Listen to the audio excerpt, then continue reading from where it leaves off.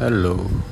Um, Buong araw tayong wala sa bahay. Tapos, um, buong araw tayong nasa trabaho.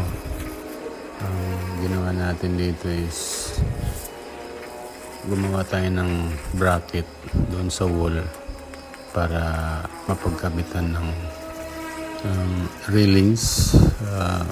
Simpleng railings lang guys ang ginawa natin dito kasi apat na tubular lang na 2x3 tapos pahiga, and then wala na siyang division sa gitna.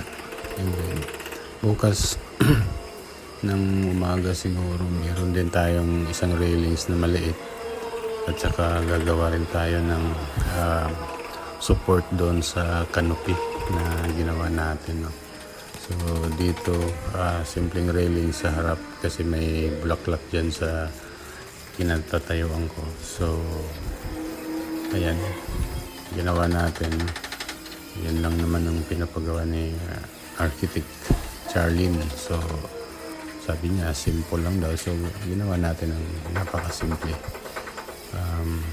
Wala naman siyang angal, naka full wheel naman lahat, saka okay naman sa paningin niya. So ayan, kahit na pagod, okay lang, tuloy pa rin.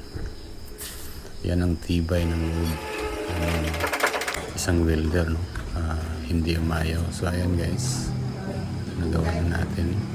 So bukas sa tabi niyan meron ding maliit na railings. So ayan, thank you for watching guys. Babush.